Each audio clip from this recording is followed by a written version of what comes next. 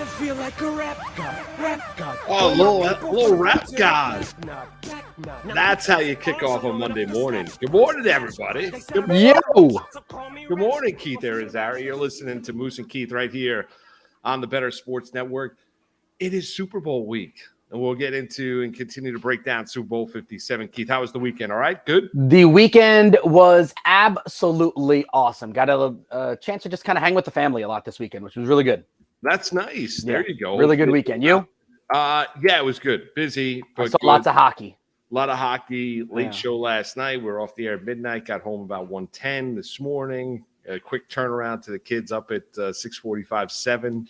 And away you go. But good morning, everybody. Jessica, Baby J, Sweet Lou, Jay Kavasa, everybody that's with us on a day in, day out basis. We appreciate you, and thanks for being with us. And we got you for the next couple hours. We've got picks, commentary, tremendous guests. We'll get into a little NBA, obviously kicking off the program because, as we got off the air Friday, the news had not broken as of yet that Kyrie Irving had requested a trade from the Brooklyn Nets. And it's just, it never ceases to amaze when you look at Kyrie Irving. It really doesn't. And so he requested a trade, and, it was a ploy, I thought, at the time, to where he was seeking, obviously, the long-term contract negotiations with him and the Brooklyn Nets fell apart, and that he was using his leverage as best as he could to try and get maybe them to budge or move. And they budged and moved. And yesterday they traded him to the Dallas Mavericks for a package that included, a 2029 unprotected first-round pick,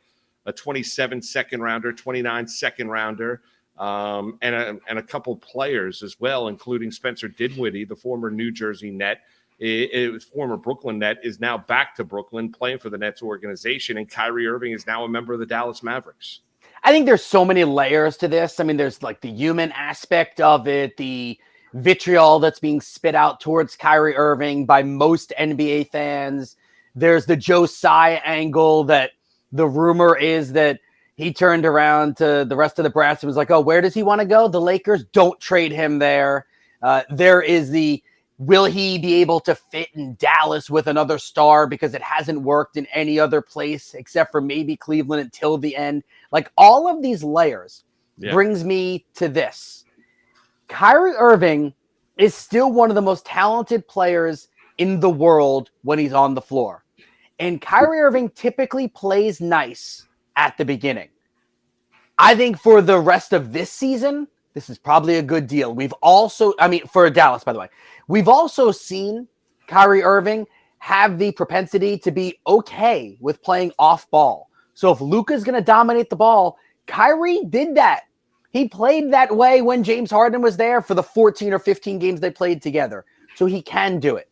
But it is amazing. Like, the fact that it's a roller coaster, it's a soap opera, it's reality TV, it's everything rolled into one. Kyrie Irving, there is always something surrounding him.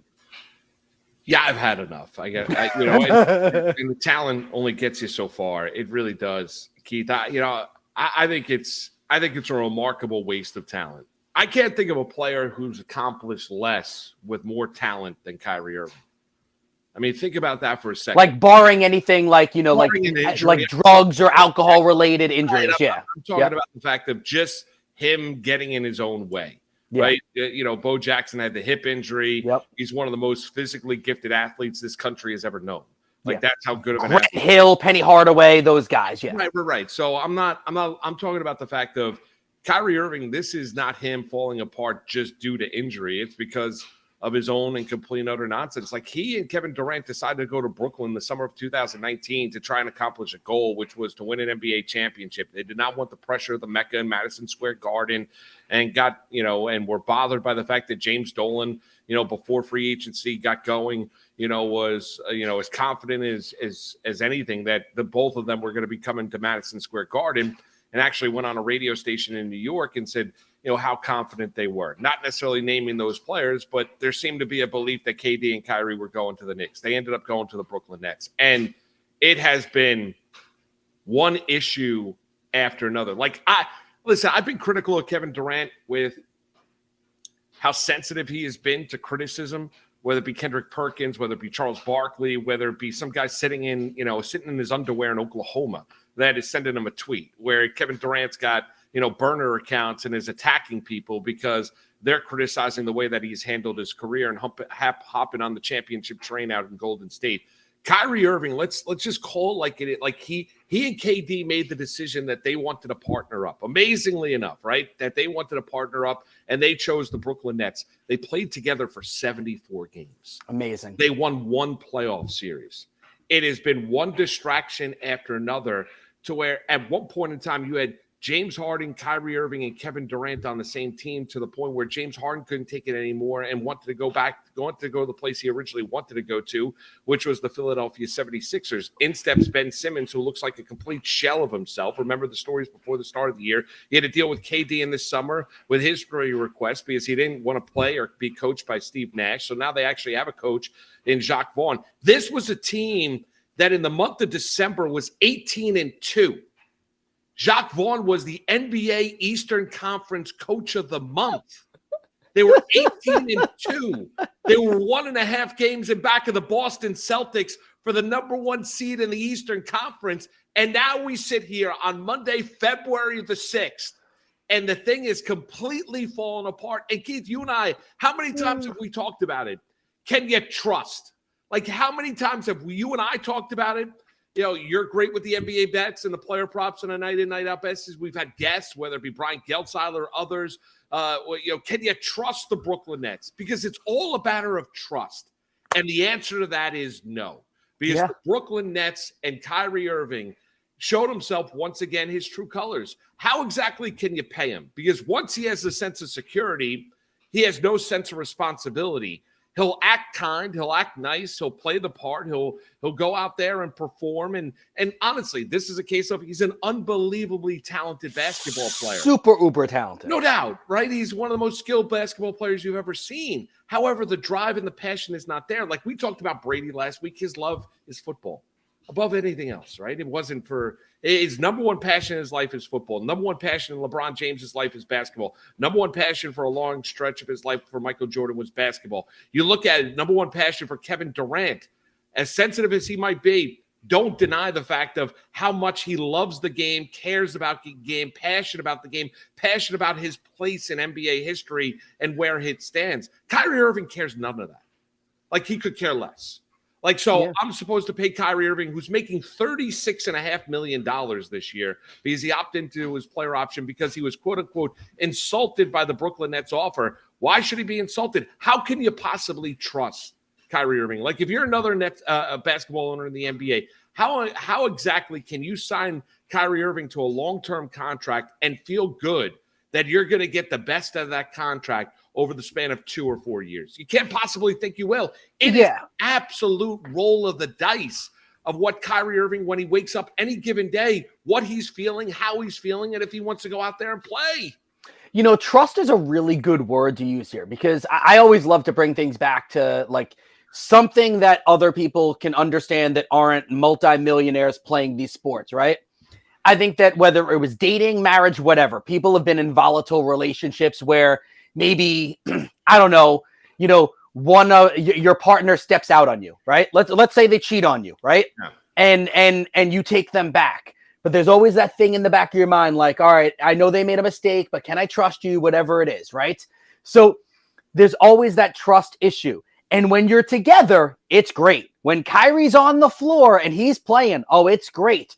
But you're always wondering if you're the person that got cheated on, you're always wondering, will that person cheat on me again? No doubt. And if you have this player on your team, you're always wondering, all right, so is he going to now say something silly and get himself suspended? Is he now going to just step away and say, I need some time to myself or whatever? Is he now going to want to just sit on the bench and soak a little bit? Again, super talented, amazing player. And if I could get a guarantee that Kyrie Irving is going to be on the floor and help my team with the actual sport of basketball, then yes, I would want him on my team. But I'm afraid of when he just decides I don't want to do it. And you said, could he care or care less about basketball? I mean, I don't know, but my gut is that you're right. My gut is that Kyrie Irving likes basketball. And there's a difference between liking basketball and loving basketball. You nailed it. LeBron lives and eats and breathes basketball. Say what you want about him and rip him apart for different things. Yeah, Space but Jam 2 was awful. We can all admit that. Fine. Yes, rip him for that. Rip him. Yes. But like LeBron, let's just stick NBA. The LeBrons of the world, the Kobes of the world, the Michael Jordans of the world, the Steph Currys of the world, the Kevin Durants of the world. I can go on and on and on about the generationally great players. Each generation, right? They loved the sport and they like eat, breathed, slept, like everything was about it. And I'm not even begrudging Kyrie for having other interests. I'm not. But you have right. You have to love it. I'm sorry to interrupt. Like you're fine. You can use like I don't like this is not like the conversation and the nonsensical conversation where it's like, oh, just shut up and drill. No, I like go help. Like like that. Use your platform, try and help people, make the world a better place, bring people together. I'm all for that. Who would like this is not that. This is a case of we all get hired to do jobs. Like that's it. From a wide ranging a percentage, whether it be an hourly wage, whether it be on salary, whatever you're making per year, whatever it might be, you are being hired to do something that your employer is asking you or wants you to do a particular job because they feel like you can fill a role within that particular organization. That is what Kyrie Irving is paid to do, to go out there and play basketball and play it at an extremely high level. And this is not a case of that he's not it is wasted talent. It's a shame. Like Kyrie Irving, and I don't know because he's a deep thinker and wants to tell you, kind of, get ahead of the curve and, all the stuff that you see him when he goes on. You can't use the word curve with him, right? It's flat. Sorry. Right. It's flat. Right. So Kyrie Irving likes to be this kind of, exactly right. He likes to be this kind of free thinker, and that's fine. However, with all that, I wonder if there's a point in time 20, 30 years from now, Keith, where he looks back and says, man, like it could have been better. Like I don't think so. I don't know. You might be right. And that to me is, we all love sports. We watch it. Guys can do things that I never dreamed about doing in my life. I'm not 6'3", I'm not 6'4", I'm not, built like a tank to go play in the NFL. Like I love sports, played it when I was a kid. But there was a level to where I could get at where I was not physically or athletically gifted enough to be able to play it at a certain level. To watch somebody that has those attributes, to have that talent and be his own worst enemy, in a lot of ways, it's kind of sad. Like in a lot of ways, it really is, because he asked out for a situation playing with the best player in the world in LeBron James in Cleveland. He wanted to be a leader in Boston. He imploded that organization. They couldn't wait to get rid of him. He partnered up with a friend of his in Brooklyn. It's been anything but just about basketball for the Brooklyn Nets. Like, listen to the words about Kevin Durant earlier when this Nets team was playing well. He's like, we're all on the same page. It's all about the game. It's all about basketball, going out there, trying to improve on a team. Like you mentioned Kobe Bryant. I remember this great story Julius Randle told, because he was a member of the Lakers, right? Getting drafted, I think 5th overall when he was coming out of Kentucky. And Julius hails from Dallas. That's his hometown. And he often goes back there with his family during the course of the offseason. But he told the story about Kobe Bryant. The Lakers were flying into Dallas to go take on the Mavericks. And flight landed like 10:30, 11 o'clock at night. And they're on the team bus going to the hotel. And Kobe Bryant pulls Julius Randle aside and he said, what are you doing now? He goes, I'm going to go up to the room and relax. And Kobe's like, no. We're going to go work. And Kobe had a gym in Dallas that he would always go to, that he knew the guy that took care of the gym. It was a high school gym. And he'd go there and he'd work on his game at 11:30, midnight, 12:30 in the morning. And it would just be him in the bed. And he brought Julius Randle along for that. Like, that to me is what makes the truly great. There's no resting on your laurels. The fact of that you need to continue to evolve and work on your game to get better. Like, do you think And I'm just venturing a guess. Do I think Kyrie Irving's doing that when he's going to a road city? I'd probably tell you he's not. I mean, because I don't think basketball is his number one passion in life. And we could all say, well, the Brooklyn Nets are better off for it. That's fine, but they're no longer have the headache. Yeah, but they're not closer to winning an NBA championship. With that trade, they've regressed. Yeah. The Nets are no longer good. And by the way, to just bring it back to Kobe, like I've said before, I was not a Kobe guy per se, right? Like, and it's so weird that in the NBA as a fan, it almost feels like you always have to choose which great player you want to like, right? Like I was more LeBron than I was Kobe, even though because both of my boys play sports and all three of your boys play sports. I send both of my sons, like my younger son Alex on his iPad. Now he has the ability to get like text through the email thing. Like I can send him text messages, and Austin's got a phone, so I can text him. I send them Kobe clips more than anything else I send them. And a lot of times it's just Kobe talking to the camera for like 30 seconds or 25 seconds, explaining hard work and things like that. Like he was talking the other day, I sent Austin and Alex one about how Showtime special that they did. Oh shoot. What was the name of it? Was this the one when he was rehabbing from the torn Achilles? I think it was, but he has on Instagram. They have so many pages for him now. Okay. Like there's a Kobe highlight page. Okay. And it's actually not always really of him shooting or dribbling or dunking or anything like that. It's a lot of times, and it's literally I'm gonna pay homage to it. Like it's him leaning towards the camera like this, and he'll be like, "You weren't with me when I was running on the track." And that was the one. The recent one I just sent was him talking about the 81 point game, and he leans forward, he goes, I wasn't surprised I scored 80 points. My shot was sharp.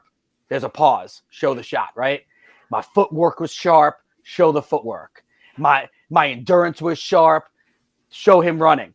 I did all the work in the off season. I trained on the track. And like I love that stuff. I really, truly do.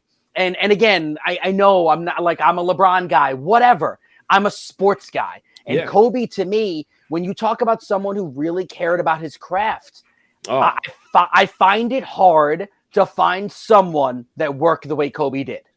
Yeah, I think Michael probably did. But Michael still went to the casinos. Yeah, right. True. So there's the stories about that, and we don't know as much about Michael because of no social media and the lack of these things. Yeah, right. It was just a different time. You're right. Like Kobe, anything he did got caught. That's true. Obviously, you're right. The Colorado situation. I mean, but like, yeah, 100%. Listen, it's just a testament to the individual. And it really is. And not surprising. I gotta maybe start showing my boys those videos because you should. They'll love them. That sounds pretty awesome and motivational. But yeah, I mean, in the end, Brooklyn gets rid of a headache. They're worse. If we're going to just look at the complexion of the Eastern Conference, so they're farther away from the Boston Celtics. And you might say, well, guys, you just spent the last 12 minutes talking about what a pain in the rear end Kyrie Irving was. Yeah, but he was an extremely talented pain in the rear end. Like when you just traded, a top 20 player in the NBA when his head is on right, maybe even top 15 when his head is right. He's an all-star starter. And now you stick him on the Dallas Mavericks, and Baby J wants to know right now, are the Dallas have all Mavericks, those. Yeah, are the Mavericks right now, the favorite when you look at coming out of the Western Conference? I got to be honest with you, I got to see how it looks. And maybe Keith is right where Luka's ball-oriented or ball-dominant. Kyrie is ball-dominant. Kyrie had experience with Harden leading the point to where he can play off ball. Maybe that's the case. How does it exactly look for the Dallas Mavericks? I know the West is wide open. You're not wrong about that. I agree with you. But what am I going to get? Number one is Kyrie's also, let's not forget about this, has had a history of injuries. He always seems to get hurt. So we're not even focused on the fact of availability. And so does Luka. And so does Luka. So, okay, if we go on the idea that both are healthy, are both unbelievable dynamic offensive forces, they are. Are the Dallas Mavericks going to stop anybody? Because in Finney Smith, they just traded their best perimeter defender to the Brooklyn Nets as part of this package to this deal. And I believe their perimeter defense going into action yesterday was ranked 21st in the NBA. Yeah, so how exactly is it going to look for the Dallas Mavericks? Can they go out there and outscore you? Can that duo be good enough to where they're going to be able to carry them offensively? It's not going to be about – at some point, you're going to have to get stops if you're the Dallas Mavericks. And I just got to see how those two personalities, Keith, how they do look, and how motivated does Kyrie stay or remain. I think he'll be motivated initially, just like he was motivated after the suspension earlier in the season, and then things got haywire. How motivated does Kyrie Irving remain the rest of the season? That's the answer you need to find out if you believe in the Dallas Mavericks. And I'd be careful of putting all my chips on the table of Kyrie Irving and saying that, yeah, I think they're going to come out of the Western Conference because I think he's going to be highly motivated. Then don't be surprised if all of a sudden one day Kyrie Irving decides to say, hey, by the way, I don't feel like playing tonight. Or, by the way, something else came up. Or I'm not emotionally into whatever it might be, because it's always something with Kyrie Irving. It's always something. Couple of weeks ago, we talked about futures in the NBA for title odds. And I remember I said, if the Dallas Mavericks pull something off, and I think they will, I think Marc Cuban will do something, the Mavericks were the sneaky team. Right. They were like 30-1 odds. So I found the article now with all the movements. Here we go. So FanDuel, as of 2 days ago, so on 3 days ago, really, Friday, had the Mavericks at 19-1. They're now 14-1. Caesars was 22-1, 14-1. The biggest jumps were DraftKings had the Mavericks at 30-1, have moved them now to 12-1. And then some of the other sites were around 25-1, 20-1. Basically, most are about 12-1, 14-1 odds.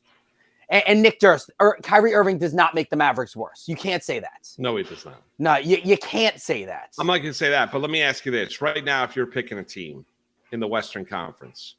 I'm picking the Nuggets, I think. You're going to take the Nuggets.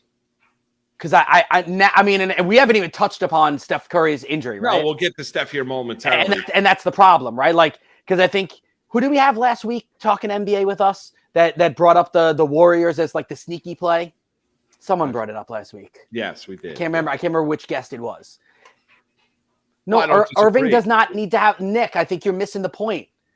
When James Harden was in Brooklyn, Kyrie said, cool, you handle the ball, I'll play off the ball. Luka is best when he has the ball in his hands. You're correct. Luka will still have the ball in his hands. We need to pause for a second before we start saying that Kyrie, like, I know that we just spent now the last 21 minutes talking about Kyrie Irving's issues off the court and whether you can trust him. He's still super, super talented, and he usually buys in at the beginning.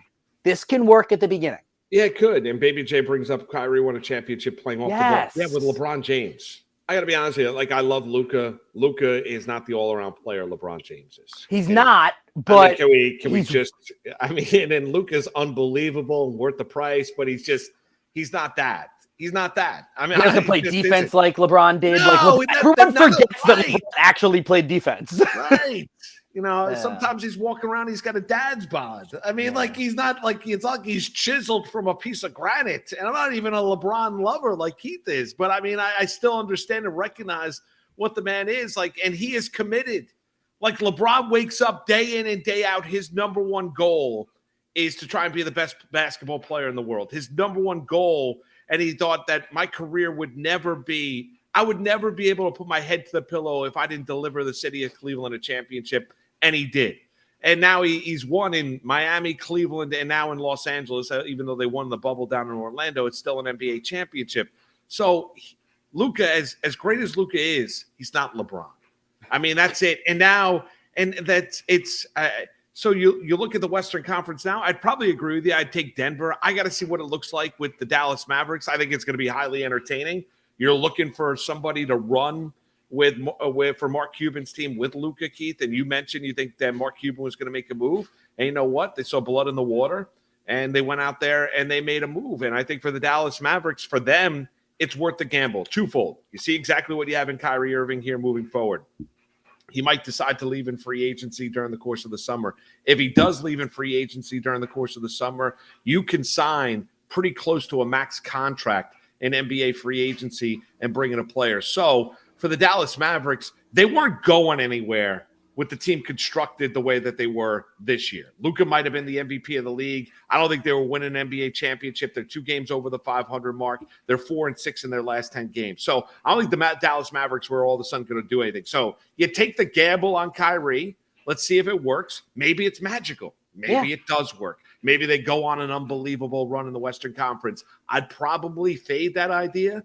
I guarantee I would. But if he should leave, worst case scenario, you traded, what you traded for Kyrie Irving, and he decides to leave in free agency in the summer, you can then go find somebody else and have a max contract to pair up with Luka. Listen, I'm still not taking Dallas to win the West. I wasn't taking Dallas to win the West 3 weeks ago when we were talking about a value. But my point with Dallas is they are better today than they were on Friday. Luka, Kyrie, Hardaway Jr., Christian Wood when he comes back, Dwight Powell, Reggie Bullock, Jaden Hardy, your boy Frank Ntilikina. I didn't even realize he was on that roster. Yeah. I'm just kidding. JaVale McGee, defensive whiz. Not a lot of depth on that team, which is why, the minute one person gets hurt, it could come tumbling down. But they're better. Like, let's not overreact. Well, let's look at it. That we don't like Kyrie. Woo! They're better today than they were 2 days ago. No, and we said, and Chris Miles is going to join us from NBA TV. Buddy Keith's coming your way in a couple minutes here, and we'll continue the conversation. No matter what you say about Kyrie, and we talked a lot about Irving, the Nets are a worse basketball team today, and the Dallas Mavericks are a better basketball team. As frustrating as Kyrie Irving is, the Brooklyn Nets, when you look at it, they're sitting there 12 games over the 500 mark. I'd probably say they're closer to being the 6th or the 7th seed, or, fifth, I was going to say 5 or 6, 5 or 5th or 6th seed in the Eastern Conference than they are closer to being the 1 or the 2 in the Eastern Conference. And I would imagine now with Kyrie Irving, the Dallas Mavericks are sitting there 2 games over the 500 mark. I imagine the Dallas Mavericks conceivably could be a top 3 team in the West. Yeah, we're right there. I was going to say they were 4th. To me, I feel like the Mavericks are probably the 4th best team in the West after this trade. I think Denver, I know Memphis is struggling right now, but I think they'll figure it out. Ja Morant's been in and out of the lineup. I think Denver, Memphis, and the Clippers are the 3 best teams in the West. After that, Sacramento, like Dallas, plays 0 defense. Phoenix just is really unhealthy. They're kind of hanging around. I don't really trust anybody else in the West. Well, by the way, you can go first.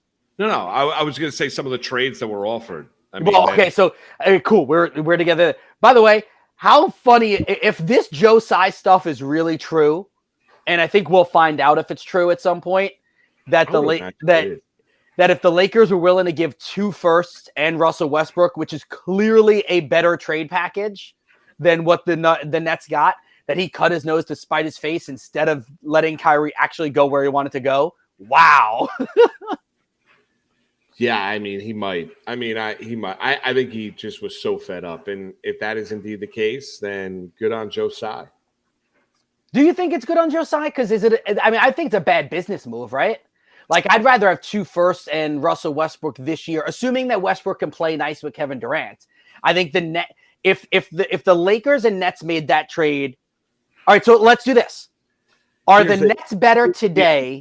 You have to now the whole thing for the Nets is making sure Durant doesn't ask to leave now too, right? So, here's where I would venture to guess that probably Durant wanted no part of Westbrook. So that's the question I was going to ask you, because if he didn't want it, that's fine. But if he would have been okay with Westbrook, the Nets would have been better today with Westbrook, not Dinwiddie and Finney-Smith, and having 2 firsts down the road that now you can flip those to try to trade for something else. Yeah, I would agree with that. I would agree. But if I'm Brooklyn now, my whole goal is I can't have Kevin Durant this summer say, get me the hell out of here. Yeah. I'm never playing for the Brooklyn Nets. And this time I mean it. Yeah. Because then you go back into the abyss. Then it's all. I mean, Simmons is shot. Can we all be realistic here? I mean, Ben Simmons is an awful basketball player. Yeah. It's crazy how bad he is. He is a terrible basketball player. So, if you're the Brooklyn Nets, what do you do? What do you do now? Now it's a matter of, okay, I got rid of the headache, And how much do you feel if you're Kevin Durant and dealing with this stuff with Kyrie Irving? And he might be saying, it's business, but still, like Durant's like, what are we doing here? Yeah. Like we're supposed to partner trying to win an NBA title. But yeah, I don't know if it's true, but I mean, the Lakers made a play. The Phoenix Suns offered Chris Paul. You think that's true? I don't know. It's just it's just so funny. Like when you look at it, like it just like there are all these teams that are just trying to trade their Drek for Kyrie Irving. What it shows you is, as much of a knucklehead as he can be, people are always going to gamble on talent. Yep, exactly. And he's a really, really talented player. We're going to continue the NBA conversation because we're going to chat with Chris Miles, NBA TV. He will join us next. Good Monday, one and all. Big NBA day. We'll get into the Super Bowl. We've got some props and some NFL conversation to come your way. The top of the 11 o'clock hour. Sharapan will join us at 11:30 this morning, but continue the NBA talk. Get the thoughts of Chris Miles on Kyrie, now a member of the Dallas Mavericks. Will it work?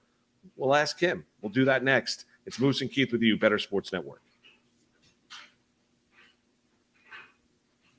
Better Sports Network is sponsored by Lucra. Now being joined by Dylan Robbins, the CEO of Lucra. Lucra is a unique new platform, but it really has a basis and a very simple idea is that we think that people want to bet with their friends, right?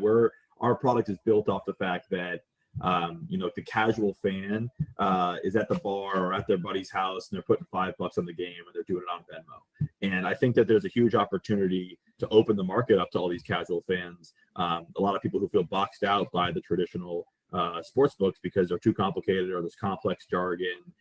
They don't understand the lines or the spreads. And so Lucra's goal is to just make it simple. And our favorite way of doing that is we just connect you directly with your friends. So it's a social platform. It's peer-to-peer. We're not the house. We don't take any risk on these wagers. We just are a marketplace to kind of connect you with your friends directly to engage. So it started as just a business for sports. We've expanded outside of sports now. We offer 150 recreational games, from cornhole to beer pong to darts to Wordle to Peloton. You name it. You can challenge your friends now on Lucra. And you've got all the gaming and tracking and stats and leaderboards to go with it to make it fun. So it's a bit about what we do, and I'm excited to chat with you guys about it today. What's the future growth of Lucra? Good question. I think for us, it's really the expansion outside of sports. I think that we've proven that sports is a great model. We've got a ton of great customers who love our sports product, but we're really paving the way or really innovating on this recreational game side of our business as we think about all these unique categories and areas where people are competing. Spike ball, pickleball, all these things that are blowing up across the globe right now. Lucra is the first real way where people can bet with their friends on these games. And so we're getting a lot of new customers from that, a lot of brand awareness from that. I think we're just trying to iterate that product, make it more fun, make it easier. But we're going to keep our ethos the same, casual, social, and fun. That's what Lucra is about. Our average contest is $10. This is not about bankrupting your friends. It's not about winning big and paying your rent. It's about the magic of the moment and making that moment better by having $5 on the line. If you ever played a round of golf on Sunday or watched a football game, you guys get it. You put a few bucks on it. It just changes the way you interact with that game. You watch it longer. You spend more money there. And it gives us a lot of time for us to, an opportunity for us to partner with other brands because of that. Better Sports Network is sponsored by Lucra. Winning is fun, and beating your friends is even better. Download the Lucra app today to challenge your friends and win money.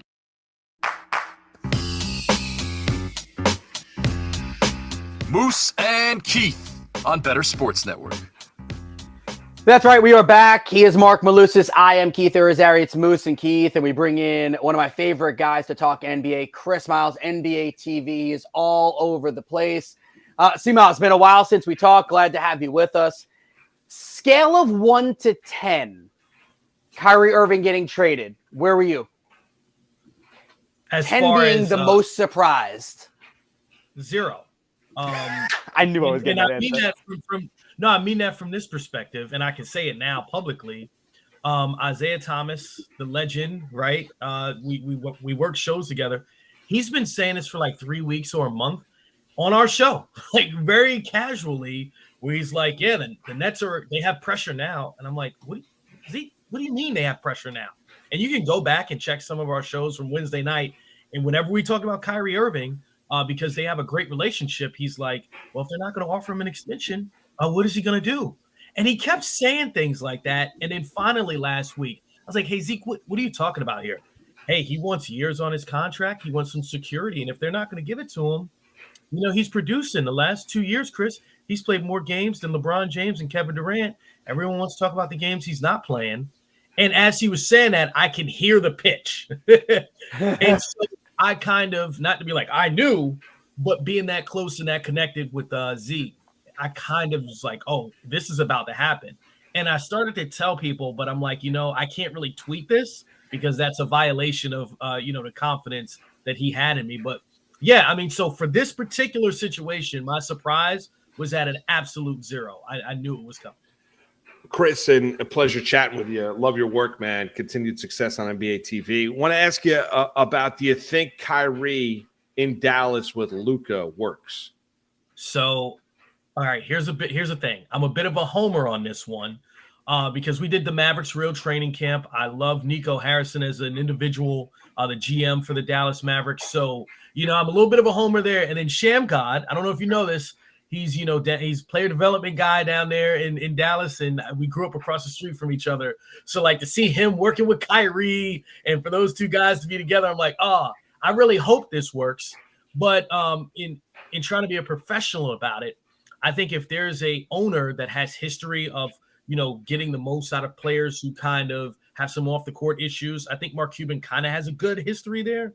And then I look at, Jason Kidd's relationship with him, and now we've seen him with Giannis and Luka, and being able to like really fine tune situations and start building the team around Luka Doncic. I think this could really work, and I think Kyrie's at a point in his career. I thought he was playing the best basketball of his career the last month or so in Brooklyn, kind of showcasing like, hey, I can buy in. I can be a guy that leads us to a championship or be part of that championship team again. I think this is the right time for Kyrie to kind of put some of the off the court stuff behind him. I think so. Where does this trade put the Mavericks in the West? Man, I think they need another move. I looked at the graphic that we put up last night. Kristen Ledlow was hosting, so I was sitting there watching. I was like, man, they're going to score, right? But up front, Christian Wood's the only guy I believe in. I really think the trade deadline, with it approaching and still having some days before we get to it, I really think that adding just another guy that can rebound or a bigger body inside, not necessarily a star, just someone they can trust in the postseason. If you let's say you get to the finals, you got to face Embiid, or you got to, face Joker in the series. I don't know if they have the guys to combat that. Chris, do you try we're coming, obviously from the East Coast and have watched Kyrie the past couple of years. I guess my point to this, and it's fair what Isaiah was telling you off the air about Kyrie using his leverage and playing games, but I mean, he also got suspended by the team earlier in the regular season. There's been a lot of drama. It's been anything about basketball. If you're another NBA owner, I threw the word trust out there. Do you trust Kyrie to invest in him long term? Actually, no.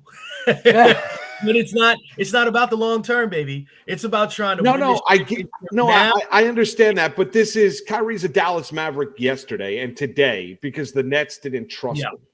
Do you think that was a mistake? Because we're also looking at it, asking your opinion about, the Dallas Mavericks and where they stand in the Western Conference. There's no doubt about it. The Brooklyn Nets, as big of a headache as Kyrie Irving is, they're not better today than they were last week. They're worse. They've taken a step back in the Eastern Conference. Absolutely. So to your point, you're playing with fire, but it's like one of those things. Are you cooking with that fire or is your house burning? Right. And so with Dallas, they're hoping they're going to cook up a championship. And sometimes we see this, right? You see a championship window. You got to keep Luka Doncic happy. And a lot of guys are making the point that this is the best player that Luka Doncic has ever played with, point blank period, in his NBA career. Right. So you go, all right, is Luka happy about this? Well, they had to have talked to him. There's no way they did this without saying, hey, Luka, what do you think? So I think for the Mavericks, if it doesn't work out, Luka Doncic is your guy. He's your franchise guy. He's your future. It's contingent. If it's like, oh, we got to move this guy, whatever we got to do, you tried your best, so you kind of bridged that gap. You know what I mean? Like they went and got the best player available to try to win a championship this year and build that legacy. So I think that's their train of thought. And if it doesn't work out with Kyrie, it's like you gave your best effort, right? Like unless I'm looking at that the wrong way. I'm with you, Chris. I think it was a no-brainer to make the deal. I don't know if it works next year or 2 years or 3 years from now, but I said you wake up today or yesterday, whatever it was, in the afternoon, and the Mavericks are a better basketball team than they were on Saturday or Friday. What do you make of these rumors about Joe Tsai essentially putting the kibosh on letting Kyrie get traded to the Lakers if that's where Kyrie wanted to go? Are there legs to that? I don't know, but I'll tell you this. I couldn't imagine Russell Westbrook and Kevin Durant playing on the same team. So if you had any hope of keeping Kevin Durant, you can't trade for Russell Westbrook, right? So like that's really where I look at it and I go, yeah, that even when people mentioned it, the Laker trade, I was like, I just don't see it. And especially when I knew that the main two trades were like the Lakers and the Suns. And I kind of thought, okay, well, for the Lakers, this makes all the sense in the world. But why would another team want to just help the Lakers? Like, What are the Nets really getting what they need out of this? And then I looked at the Suns deal. I'm like, that's the deal you make, right? That is if you're the Nets, that's kind of the one you have to move forward with. And in this Mavericks one, I thought obviously is the best possible deal in the sense of like, look, you get Spencer Dinwiddie back, who I don't know what his and Kevin Durant's relationship is like. I've spoken to Spencer, I've spoken to Kevin Durant, but I've kind of heard that they don't get along. That's the kind of thing I'm watching out for there. But as far as basketball is concerned, I think they take a step back, but they still have enough talent on that team to be competitive right now, if that's your sales pitch to Kevin Durant. All right, prediction time, Chris. So you mentioned about Durant, and right now, Keith and I were talking about it. I mean, that has got to be the number one order in business. If you're the Brooklyn Nets and Joe Tsai is, we're going to do whatever we can to make sure that Kevin Durant is happy and that he remains a Brooklyn Net. I'll ask you this: Game 1 next year, regular season. Do you think Kevin Durant's still a Brooklyn Net? No way. I just can't see that. This guy has, a limited amount of time to try to win a championship. And he's one of the greatest scorers we've ever seen. And he's starting to have issues with his body year in and year out. I can't see him grinding it out there unless they can get another star magically in the next week. And I thought this summer was all going to go down, right? Yeah. Like this summer, I thought, oh yeah. I mean, I was at Summer League and seeing like the different players talking to general managers. I'm like, oh, Kevin Durant's about to be on the move. This is going to be crazy this summer. So to see it not happen, and to see this happen, I just can't see him staying there. I wouldn't be surprised if he's moved by the trade deadline, right? I was just gonna follow up with that. Like, do you think there's a chance that he now, like Kyrie's gone, he goes, guys, trade me now too? How about this? If you're a general manager of another team, right, and you think, all right, what will you give up for Kevin Durant? I'll take a team that's not been rumored, right, and just do this. If you're the New Orleans Pelicans, right, and you have like all this draft capital and all these guys that are really good but not great that other teams would covet, like I'd move 6 or 7 guys if I'm David Griffin and Changing Landon and Swin Cash and company, right? Like I'd move 6 or 7 guys in draft picks to make Kevin Durant the other option on our team. As long as I could keep like Zion Williamson, I'm like, all right, Kevin Durant, Zion Williamson, whoever else, let's do this. Well, whoever else you want on our team, you can poach. Chris, I'll throw a crazy one out there. What about, the Knicks have got 11 first-round picks in the next 7 years. Look, like if you're the Brooklyn Nets, I understand. Listen, I don't think they'd ever do it because if they ever did, the Knicks are the most popular team in New York City to begin with. If Kevin Durant is ever and wins an NBA championship at Madison Square Garden, the Brooklyn Nets might as well just close up shop and say, guys, we're good. We're going someplace else because it'll be over. But they do have a ton of draft capital. If you're looking to try and get the most amount of picks, that you can, they've got 11 first-round picks in the next 7 drafts. Yeah, you sound like me. You sound like me because I'm a Knicks tape fan. Everybody knows that, right? Well, I brought up my entire. I agree with you. I'm begging for it. My glory days are Patrick and Charles Oakley, Look, Chris. I have to look at this from the perspective of, if you know Dean the Dream Memager, Rice High School graduate. Yeah. I'm also a Rice High School graduate. We can go down this hole forever, right? But what I'm trying to explain to you is that if you're an owner and you're Joe Tsai and you're the owner of the Nets, you're not doing that. You're not. You can't. You just can't. So I have to put on my like professional face and think about that for a second. Like, all right, scratch that off the list. Let me think of another team. And I went to the Pelicans because of that. But yes, if it's logical and we're just talking basketball and picks and players and future, man, the Knicks make the most sense. They really. Hey, Kevin Durant, you don't even have to move. All right. Yeah. Like I could do the sales pitch for us. Hey, Kevin Durant, you got a point guard and Jalen Brunson, like, because obviously you want to keep him, and anyone else that's gone. Like, who cares for Kevin Durant? And even if it's like a 1-year rental for Kevin Durant, you pull the trigger if you're the Knicks. Do you think I'll go back to the Suns, by the way. If the Suns deal fell through for Kyrie, but could that work for Durant? I think it's the most realistic thing because one, you got guys on a call already. You get him out west, right? You sell Kevin Durant like, hey, you want to compete for a championship? This is a team that was in the finals the year before, now or 2 years before or whatever. Now they add you, right? You think Booker's not going to come back, right? So like, all right, Devin Booker, Kevin Durant, whatever.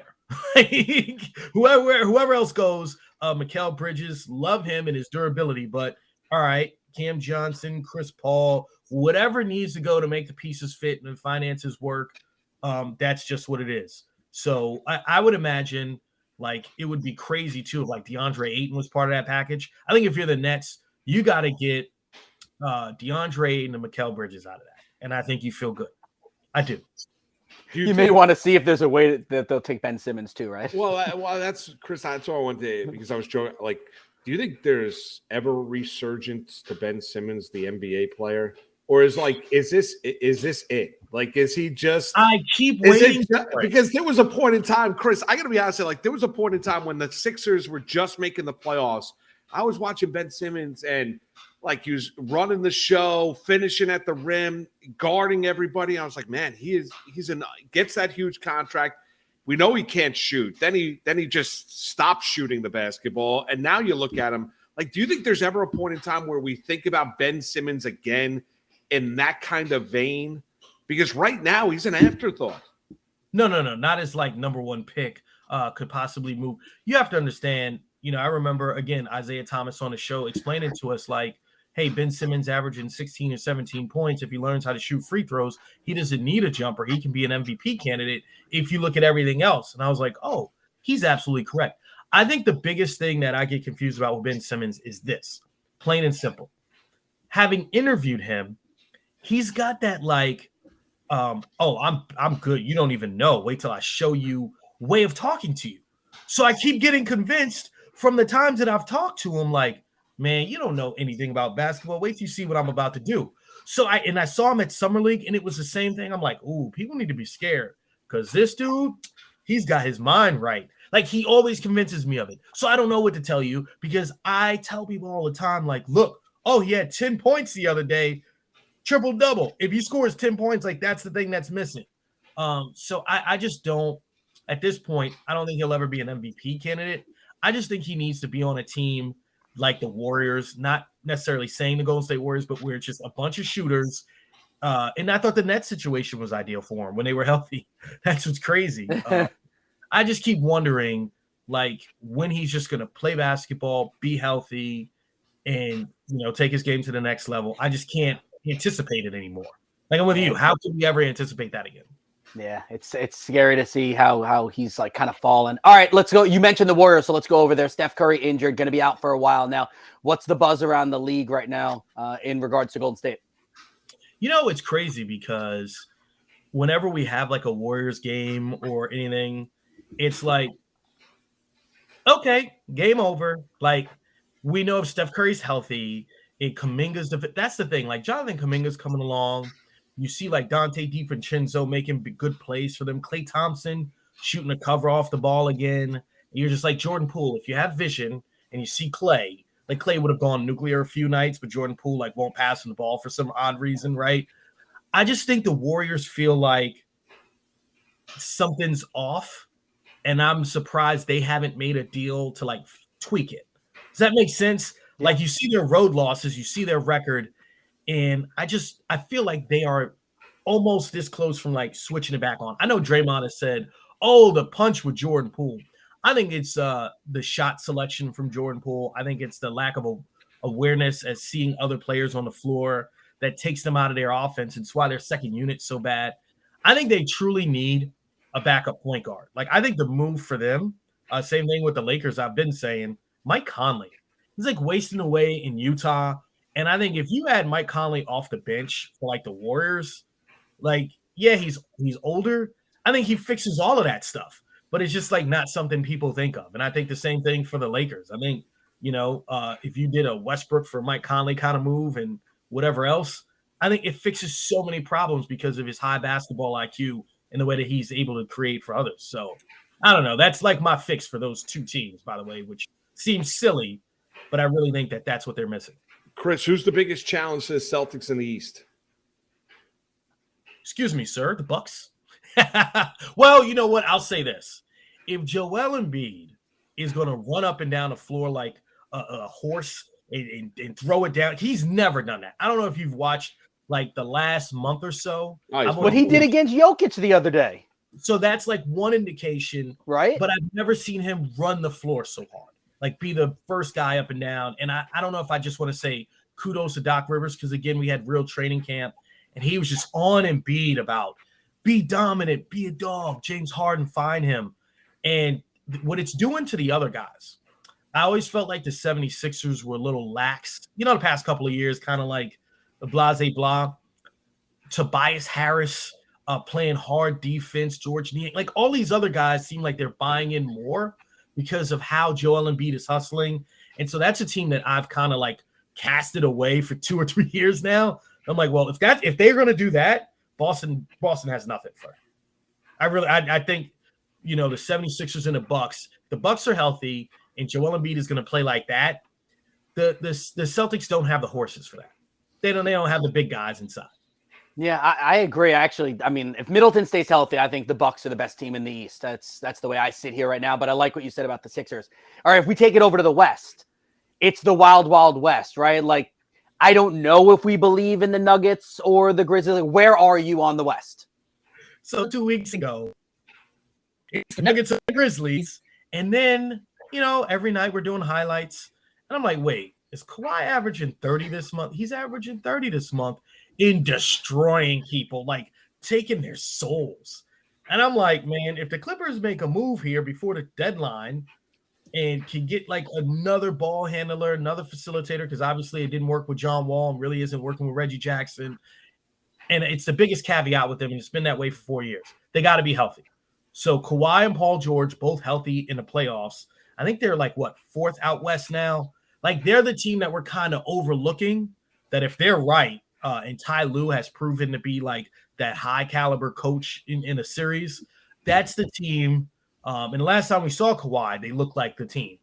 That's just the one that like we're not talking about that will just rise through because there's no dominant team out west. So the Clippers are the ones I'm keeping my eye out on. Like, all right, keep monitoring this situation. Chris, before we get to LeBron and his chase of Kareem, all-time leading NBA scorer, get your thoughts on that. We've got a question in our chat from Baby J who wants to ask you, the Knicks, R.J. Barrett, any shot you see the Knicks making a move with R.J., who was out last night in their 76ers win? Fournier steps in. I mean, back from the dead for Evan Fournier as he hit 5 threes. They win that game, come back from 21 down. But what about the Knicks? Do you think they do anything here before the NBA trade deadline? Yeah, you know what these teams do.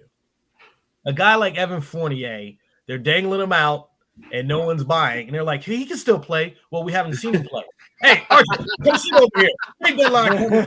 Pass it to Fournier. Everybody, pass it to Fournier. Okay? Look, guys, you want this shooter. Hey, Lakers, we got a shooter for you. He's still got some games. You kidding me? He might look like he's 50, but he's still got game. That's what. So yes, I think what you saw last night, right? And people overutilize the chess versus checkers. Like putting Fournier out there was when you get your pawn all the way to the other end of the board, and you get your queen. You're like, look, guys, this isn't a pawn. This is a queen now. Come get him. Evan You're not Fournier, wrong. You're 100% right. I was like, Evan Fournier. I was like, yeah, I mean, teams desperate looking for shooting. Yeah. Which, hello, Lakers, right? Yeah. Like that's what the Knicks are trying to do, I think, strategically by putting him out there. But RJ Barrett, I mean, look, here's the thing. Donovan Mitchell thought he was going to be a Knick, right? Well, if you're going to trade RJ now, you should have traded him then to go get Donovan Mitchell. This is what I'm saying, but you didn't. So if you didn't trade him for Donovan Mitchell, right? Unless Kevin Durant's coming over, RJ Barrett's not going anywhere. Yeah. Like, just be realistic. Get over it. Donovan Mitchell was in New York. It was like, I'm going to be a Knick, telling people out at the Rucker, right? Like, we've had him on the show. His dad works for the Mets. I mean, he was in Madison Square Garden. Yeah. I'm about to be a Knick. Had the press conference, everything set up. And then it was like, whoop, nope, you're going to Cleveland. He's like, oh, I could do that. I could do that. But so to me, RJ Barrett was the like stopper there, which I don't know. So I just RJ Barrett's not going anywhere. I think Evan Fournier would be the guy that the Knicks are still trying to get out. How fun has it been to cover LeBron's chase towards Kareem? Oh, man. You know, it's crazy you asked that question because I was thinking like my favorite players I've watched all time, and everybody wants to do who's the greatest. I've enjoyed LeBron's career way more than I enjoyed Michael Jordan's career as a Knicks fan. Yeah. You know, I sit there like, I hate this guy. I couldn't enjoy it no matter what he did. And, you know, I love Zeke, right? So I've always rooted against Michael Jordan, would be like, this time he's going to lose, right? So I didn't enjoy it. And LeBron being fourth all time in assists, right? As a guy to play the point guard position, I look at him like, man, this has been wonderful. But as you know, Kareem Abdul-Jabbar from Dykeman Projects Uptown, right? Like to see LeBron catch who I think was the greatest player of all time and Kareem Abdul-Jabbar in scoring when LeBron was, you've heard this before, like a guy that's known for passing and is one of the elite passers in NBA history is truly remarkable. And it just speaks to his reliability. When I talked to his former teammates, I tell you one that Channing Frye told me, he's like, you know, LeBron had already won championships when they became teammates, and he's working out with the guards. Then he's doing individual work with the forwards. Then he's coming working with the big men. Then he's working with the shooters. And then we have full practice. He's like, I've never had another teammate do that. He's like, not a single one. And I think that gets overlooked in how great LeBron is as a basketball player because he truly is one of one. He's amazing. I mean, it is. And I think he's probably going to set a mark. We thought this mark was insurmountable by Kareem, Chris. I think when his days are done, like he's going to set a mark that's going to be, we'll never see somebody get to his level.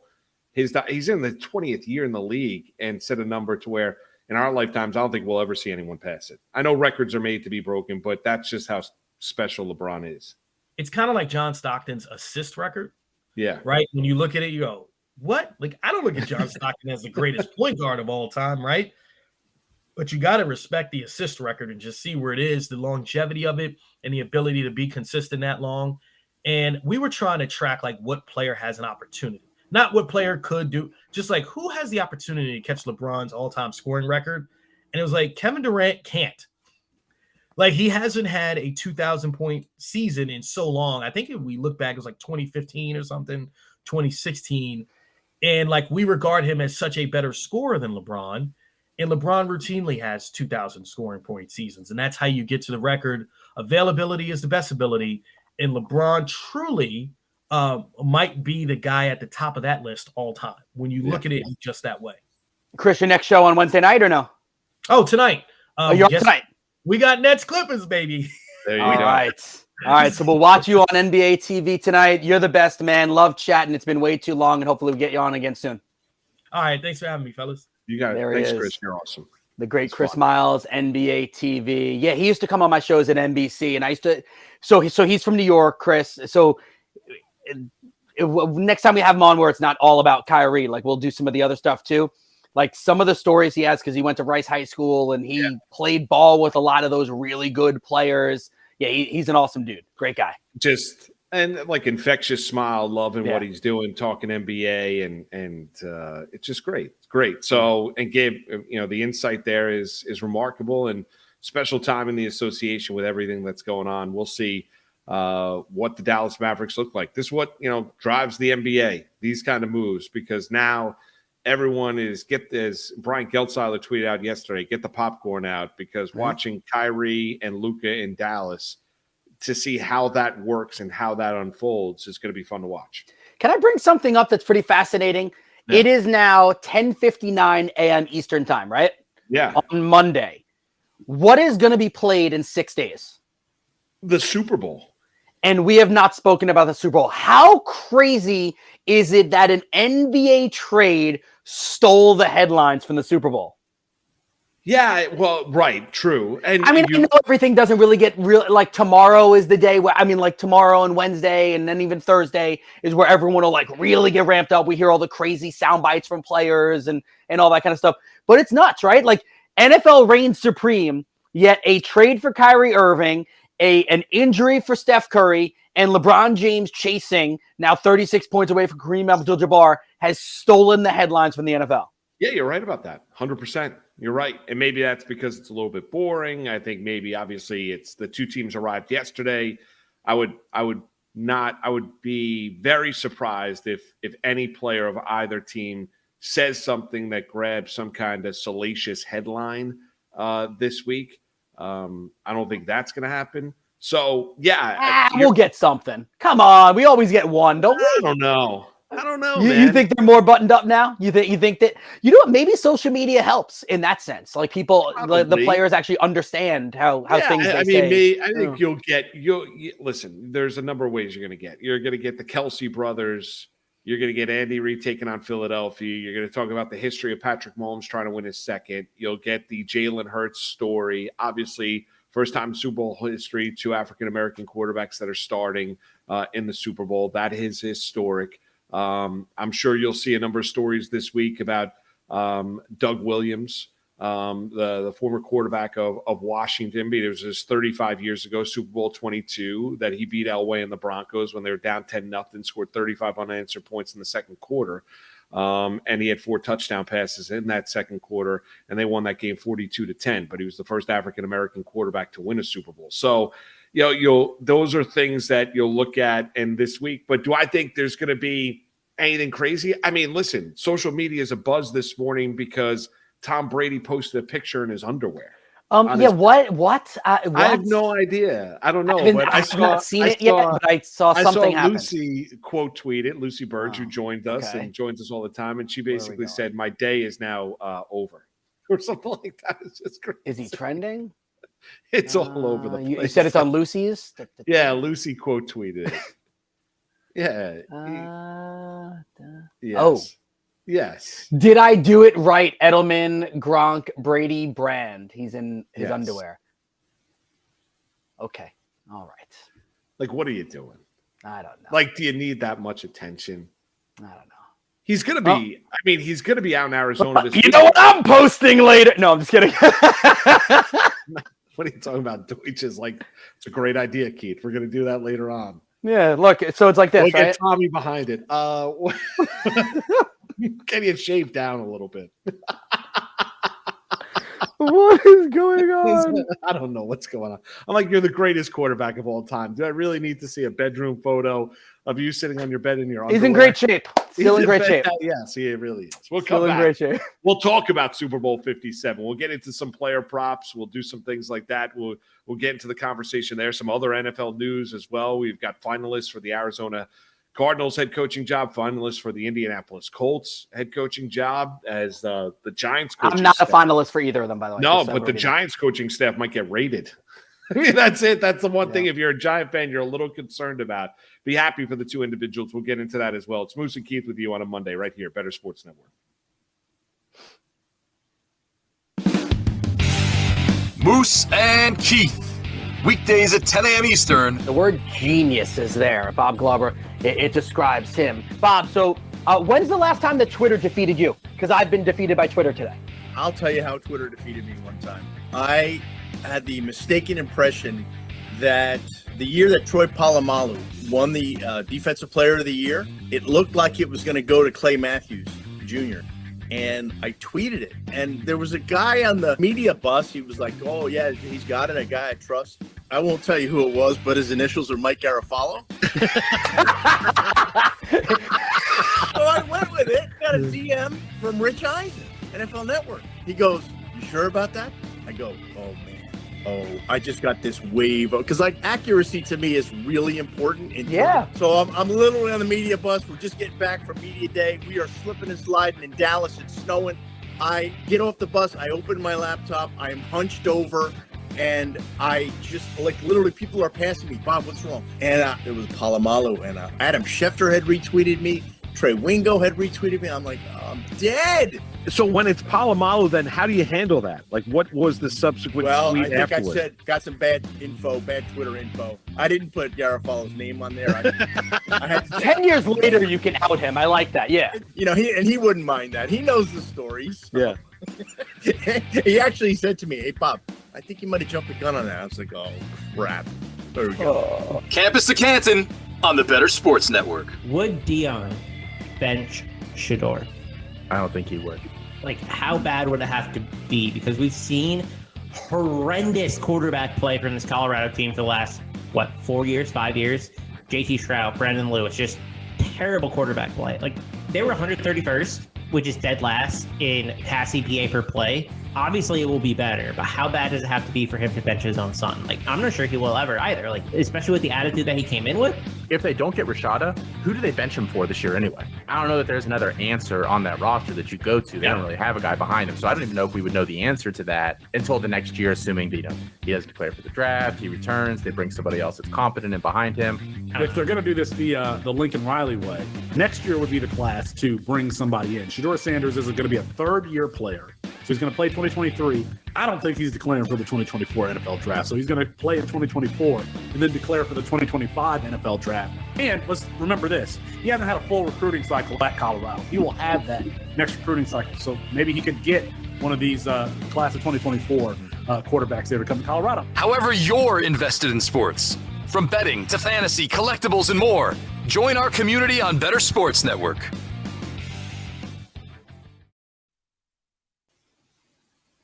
And you really lose. And sometimes when you listen to Moose and Keith, it's time for Finger Roll.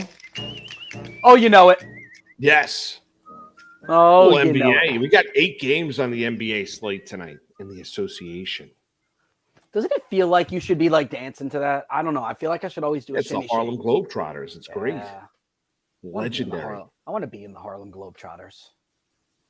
Is your game good enough? No. No, so then that's a problem. Your son probably could. We're getting there. We're trying. Yes. Did I tell you about Alex? Tell you about well, can I deviate for a second? Sure. So- What happened with Alex? So a couple weeks ago, he was shooting around after one of Austin's games and playing well. One of Austin's coaches comes over and says, "How old is he?" And I said, 8. And he's like, "He's in 3rd or 4th grade." And I said, 3rd grade. He's like, "Why isn't he playing?" I'm like, we're playing so many different sports. He's playing, doing some other stuff. He goes, "Have him come to a practice." So our Austin 6th grade team, their coaches also coach the 3rd grade, but the national team, right? Right. So it's 7, 8, 9-year-olds on that team, right? So Alex goes down to the practice, plays excellent.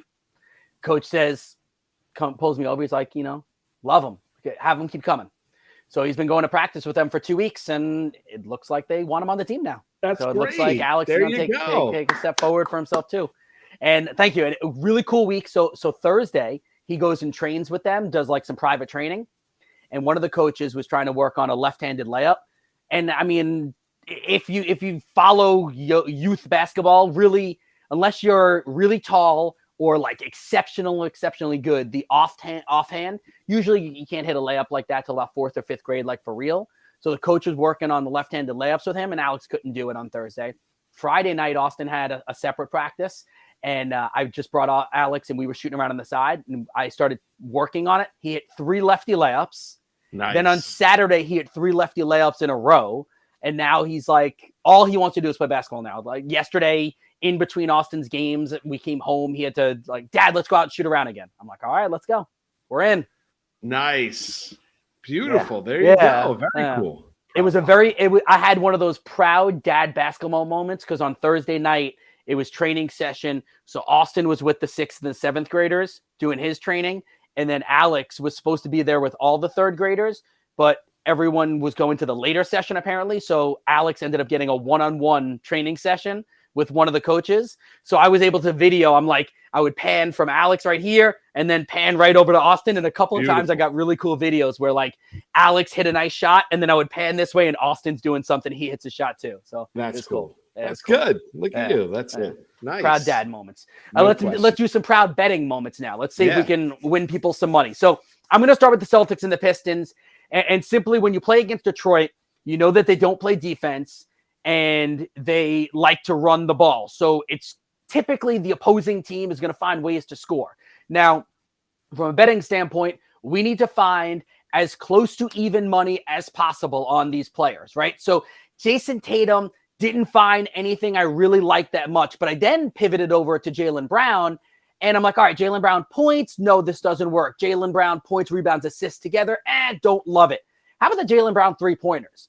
Very quietly, people dismiss how good of a 3-point shooter Jaylen Brown has become. Now, because it's spotty, right? He'll have the one game where he goes 1 for 8, and then he'll go, 5 for 9 from 3-point land. I'll ride streaks and trends. He's gone 3 or more 3-pointers in back-to-back games.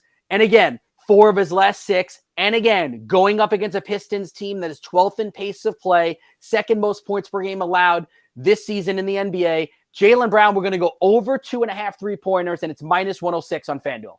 All right, so over 2.5 threes for Jaylen Brown, minus 106, and Celtics, Boston, and Detroit taking on the Pistons. All right, how about Cavs Wizards? I don't normally give you sides. I don't normally give you totals, but I'm looking at this game, and I'm seeing an angle for us here.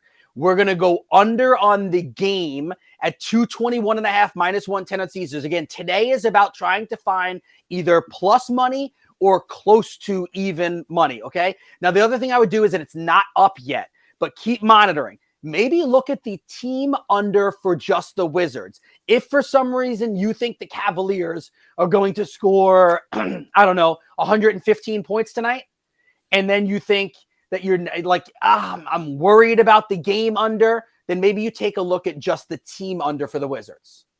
Okay, so team under for the Wizards. All right, What's next? Let's go off the beaten path a little bit. Let's find a name that we don't typically talk about. I'm going to go over to the Clippers and the Nets. I'm not going with the Nets, even though, great game for Cam Thomas the other day. I'm not going Kawhi. I'm not going Paul George. Too easy. How about Norman Powell, who has very quietly been one of the key reasons why the Clippers are on the rise? Have we seen what he's done? The number 23.5 for points, rebounds, and assists. Best number I could find was minus 115 on DraftKings Moose. I like it. Don't love it. If that number doesn't do anything for you, you can try to find ways to put it together with something else, but I think it's worth the play. Here's the reason why. He has topped this number of 24, essentially, in points, rebounds, and assists in 3 consecutive games and in 7 of his last 10 games. So unless you're like, oh my God, I really need to bet Kawhi and Paul George, you don't have to do that. You can go to those secondary and tertiary players. All right. So, okay, what's next? One more for you, and unfortunately, the number is not posted yet. So what I'm going to tell you here as we sit here at 11:13 a.m. Eastern time, just monitor. Listen, I have a feeling it's going to be highly juiced, so it may not work. But if it works, roll with it. Domantas Sabonis, we're going to go double-double. Kings versus Rockets. Again, why do we attack the Rockets? Because they're a fast-paced team, and they give up a lot of points, which leads to a lot of rebounds also. A lot of shots are allowed against them. The Kings are one of the fastest pace of play as well. They score a lot of points. They also miss a lot of shots, which also leads to rebounds. So Domantas Sabonis, double-double. Again, the number's not posted. Sorry about that. Sometimes you got to wait for the number to be posted. We will. He's got 4 consecutive double-doubles. All right, so to recap, so monitor the Sabonis, but you like him for double-double. Norman Powell, over 23.5 points, rebounds, assists, minus 115 DraftKings. Cavs, Wizards, under 221.5, that's minus 110. Jaylen Brown, over 2.5 threes as the Celtics are in Detroit taking on the Pistons. He's minus 106 on FanDuel. Yeah, and I would say my favorite play, I think, is Jaylen Brown. I think that would be my number one. I like the value there at minus 106 also. All right, I got a few hockey plays for tonight. Is the NHL? Okay. Oh, can we roll betting? We got betting the boards or no? No. No. We'll just fire it. It's a small one. Okay. Yeah. Well, no, it's not. Yeah, it's not. It's just a couple of things that I kind of liked. Just looking at the board now. They return from the All-Star break tonight. There's only 6 games, I believe, 6 games on the NHL slate tonight. We're going to go first game up. We're going to go down to Philadelphia. The Islanders are in Philly taking on the Flyers. They're minus 125 on the money line. We're going to take the Islanders tonight. It's go time for the Islanders after the trade they made last week with the Vancouver Canucks, bringing in Bo Horvat, who had 31 goals, 23 assists, 49 games for Vancouver. Their captain. They also signed him yesterday to an 8-year, $68 million contract extension. So Bo Horvat, who was due to be a free agent, no longer. It's go time for the Isles. Lamoriello gave Lane Lambert, their head coach, a vote of confidence about 2 weeks ago. He goes, makes a trading their best prospect, a protected one, and Anthony Beauvillier. Give me the Islanders tonight, minus 125 on the money line on the road in Philadelphia to knock off the Flyers. I'm going to give you a 4-team parlay that I like tonight. That's going to play, according to FanDuel right now, it's going to give you plus 819. So we're going to throw the Islanders into the mix at minus 125. We're going to go to Jersey. The Devils are hosting the Vancouver Canucks, who just got rid of their captain in Bo Horvat. We're going to go on the puck line. Minus 1.5. They're plus 102. They're minus 245 on the money line. We're going to go out to Arizona. The Wild are on the road in Arizona taking on the Coyotes. We're going to take the Minnesota Wild minus 250 on the money line. And then we're going to go to Madison Square Garden, the Flames and Rangers tonight. At Madison Square Garden, was just saw the news on Twitter that Halak was the guy that led the Rangers onto their morning skate this morning. It looks like he's going to get the start for the Rangers tonight in goal against the Calgary Flames. The total in the game is sitting right now at 5.5. It's juiced to the over minus 124. So we're going to go over Flames and Rangers tonight when you look at the total in the game.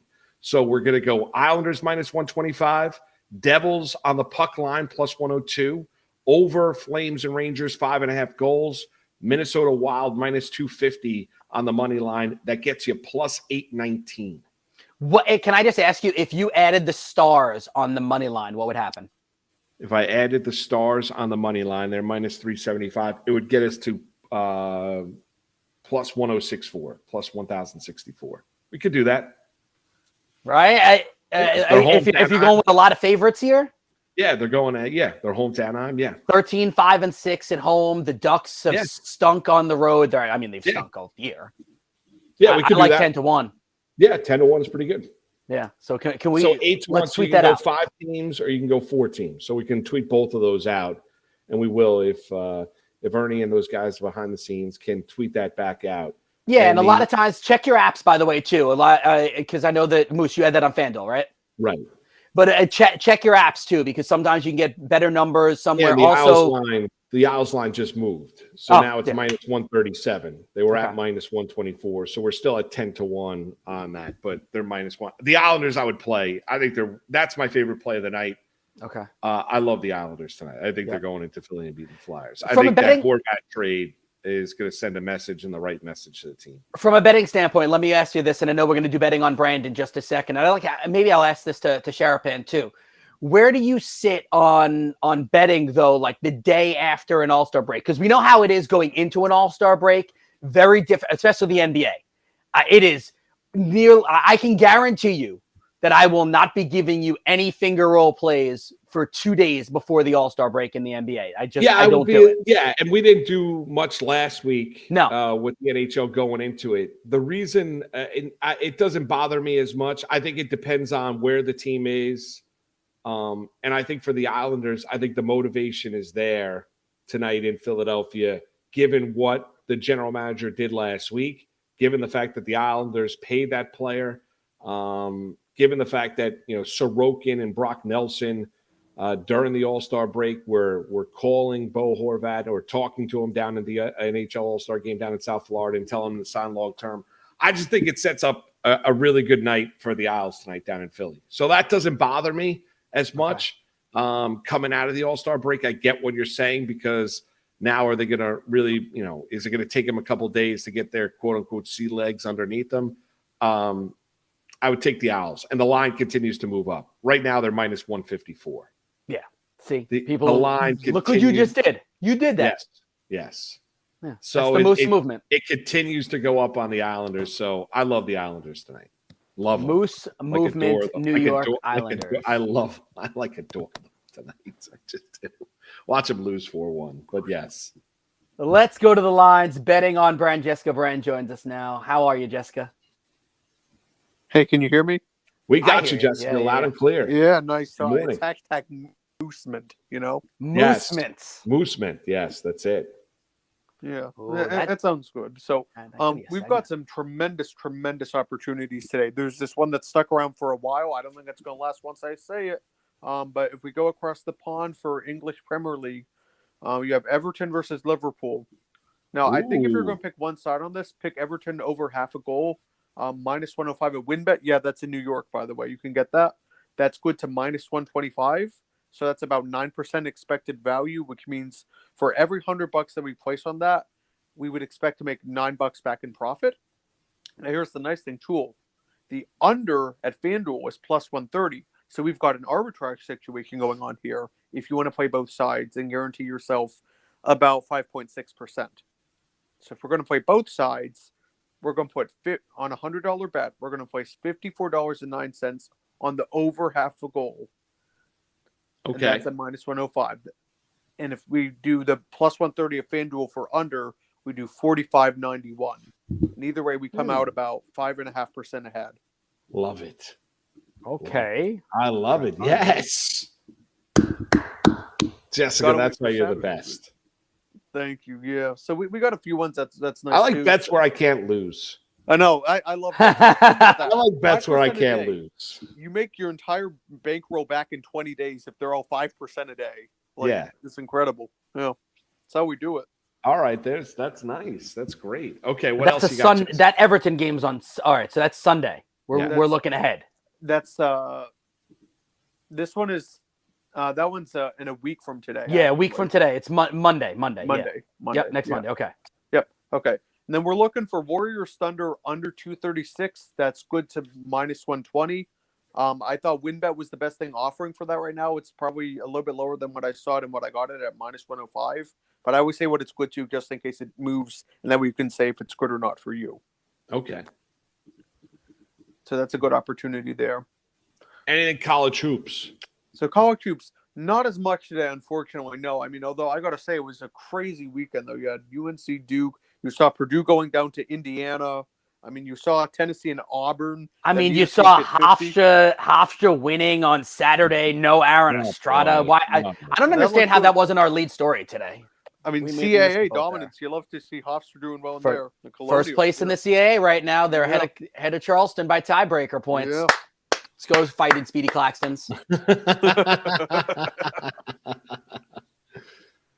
Oh, man. All right, so there you have it with Hofstra. All right, what about college hoops tonight? Anything, Jessica? So not college hoops tonight. I didn't see anything particularly in there. I'm just going to run my stuff one more time. Okay, we'll see if we can get Alcorn State and Mississippi Valley State. Very obscure here.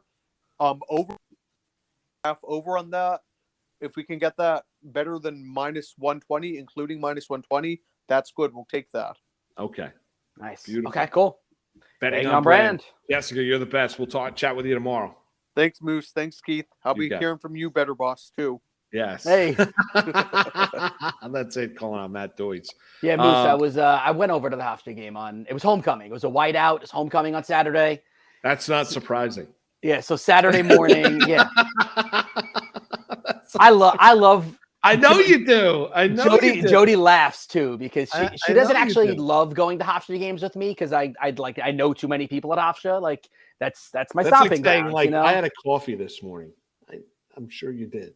Yes, yeah, you did. Yeah. I love my Hofstra pride. I know you do.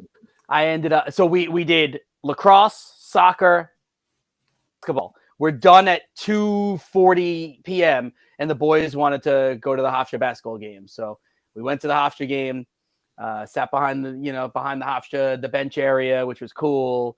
When are you going to be sitting on the bench? Why? Because Gio got to do it. Yeah, I don't. When are you going to be sitting on the bench? I have not reached out. Now I feel like you're a Hofstra alum. Yeah, you're good friends with, like, legit friends with Speedy Claxton. Yeah, I walk on the court afterwards. Speedy was like, "Yo, Keith." Yeah, why aren't you? He comes over, hugs my kids. You gotta be on. You gotta be on the bench.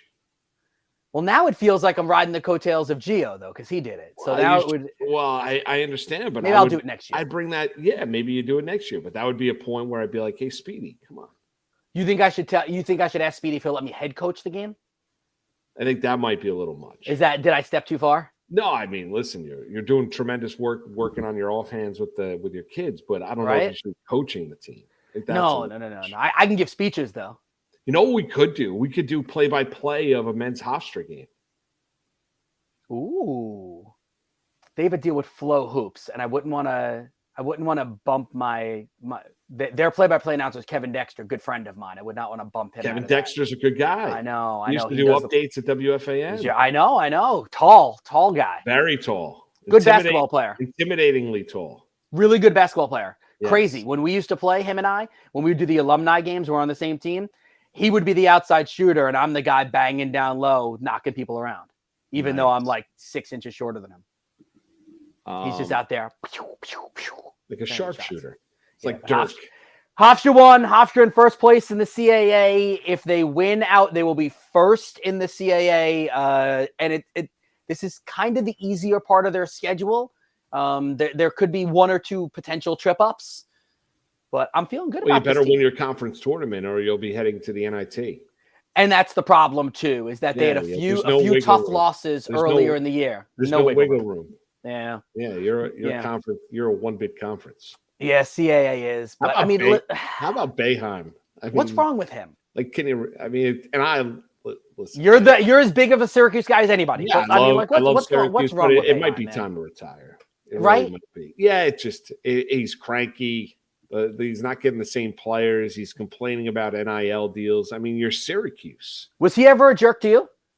No, he was fine. I didn't have any issues with him when I was up. But he was younger then. So yeah, he was younger then. Yeah, we had an issue with the athletic director at one point in time, Jake Krauthamel. We had a show called Syracuse Overtime Overtime after football games. And we had Jake Krauthamel on.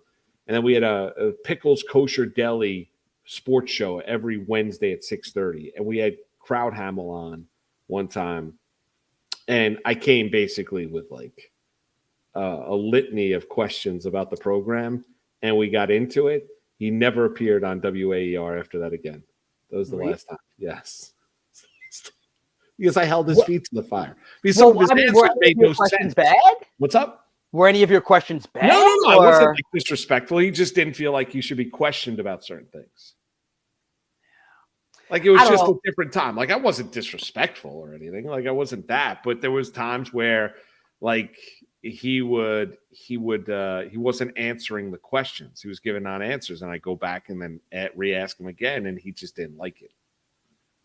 It was a different time. Syracuse football actually mattered. Yeah. It was a different time in our lives. It was when we were not celebrating when you're going to the Pinstripe Bowl at Yankee Stadium. You didn't have Donovan though. Donovan was gone, right? No, I had McNabb. You had McNabb? Yes, we had McNabb. Yeah, we had my first year. We had Marvin Harrison. What year did you go in? I went in 95. 84? 95. No, we had McNabb. We had Rob Conrad. We went to. I think the team when we went to Michigan and beat the Wolverines, I saw Brady and Drew Henson were the quarterbacks for Michigan. Huh. Look at that. I think I might actually have that program from going to Ann Arbor that day that has Tom Brady and Drew Henson in as the quarterbacks for Michigan. But yeah, Tabucky Jones was on the team. They had Donovan Darius. Like they had some really, really good players back then. It was just different. McNabb driving around in his Escalade with his personalized plates, DNAB 5. As he should. Yes, that was it. It was just 44s. I'm sure everything was on the up and up. No, absolutely. Oh, come on. 100%. As clean as a baby's rear end. I would never listen. Last week I told you about Bonds. I believe he Yeah. Yeah, that was it. 90. 9/12/98. Yeah. Okay. 38-28. Yeah. Look at that. Yeah. Wow. That was it. 38-28. We went into Ann Arbor. And then my friend my friend Lino was hammered that night. We were on the campus celebrating the win. And then he almost started a fight with with some lacrosse members from Michigan. Or no, the hockey team, Michigan hockey team. I wouldn't fight a hockey player. I was like, Lino, what are you doing? Terrible choice. I would. Michigan stinks. I'm like, easy. We drove here. I'd like to get back home. Easy. Yeah, I would avoid Michigan hockey players or any hockey players like the plague. I would not fight any of them. But yeah, we're going to dive into Super Bowl 57 next, right? Yep. Better Sports Network is sponsored by Lucra. Let me sneak this in. Lucra, by the way, we have to get you on the bench for Hofstra. All right. I do think that can happen. You can make that happen. Like we won't step in on Kevin Dexter doing play-by-play, but like we got to do something where we go out to a Hofstra game. You're Mr. Hofstra Pride. Like I'm there all the time. You're there all the time. It's almost like you started the program. It really is. Like Speedy did. It was the house that we call it the house that Speedy built. But okay, unbelievable. Like you're there all the time. You're Mr. Hofstra Pride. We got to get something out there where we do something with the basketball team. That's what I would love to do that. I don't know when we could do that. But now you work nights. How are we going to swing that? We could figure it out. You're going to take a day off from me? Maybe. Why not? Yeah. Maybe I'll take out you on. Maybe we could film something where you and I play one-on-one. Or we do the layup, free throw, 3-point thing. Yes. Right? We could do that. And then if I hit the half court shot, I get free tuition? No. Oh my God, they had some poor kid got to do that today on Saturday. Yeah. And when you hear free tuition, you're like, oh, this is awesome. He did not. Oof, it was not close. Unfortunate. I feel like they're really good at picking the most non-athletic people in the stands possible. They did a really good job on that one. The person that's never picked up a basketball in their lives. I will tell you this, and I'm not trying to be a jerk, but Austin was sitting there. He looked at me when the guy or kid, whatever, was like standing there while Dan Savarino was announcing it, and he's like dribbling a little bit. Austin goes, "No shot, he's hitting this." Yeah. All right, let me finish this. Lucra is redefining friendly competition. Compete in the games you play and the sports you watch with Lucra. Download the Lucra app right now to create a contest and bet against your friends in as little as 15 seconds. Use the promo code BSN when you sign up to receive a free $10 to play with, plus a $100, or not $100. You'd like $100, 100% deposit match of up to $100. Winning is fun, and beating your friends is even better with Lucra. I think you have to sing the end of it. Lucra.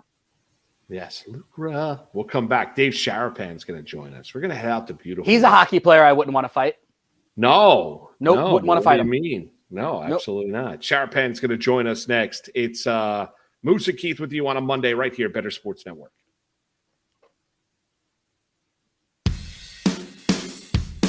Front Yard Fantasy with Simon, JL, and Coop.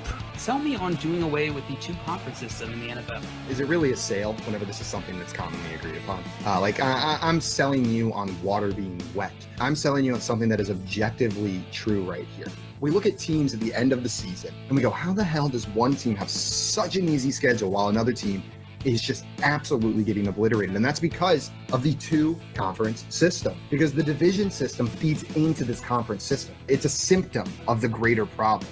Like these divisional matchups, you're telling me it's fair that the Buccaneers are in the playoffs after playing the Panthers twice, the Falcons twice, and the Saints twice this year? That is unbelievable. There are multiple more deserving teams every single year that, because of this system where we silo them into random groups, it determines the order. And yes, originally this was geography based, right? We have these divisions, they were geography. It's 2023, my dudes. Geography doesn't matter whenever it comes to the size of the United States. These teams can travel anywhere. They don't need to geographically locate them in divisions or conferences to make the games make more sense. If USC can be in the Big Ten, why the hell can't Miami play San Francisco every year? It can happen. They've got more money than these colleges and they're not taking classes. All it does is create an ecosystem where less talented teams can get rewarded for playing in weaker divisions and more talented teams are punished for continuing to improve.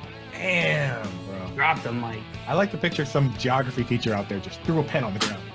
He was like, How dare you? he smacked the globe. He was like, what do you all mean? the hard work we've done. 2023 geography doesn't matter, right?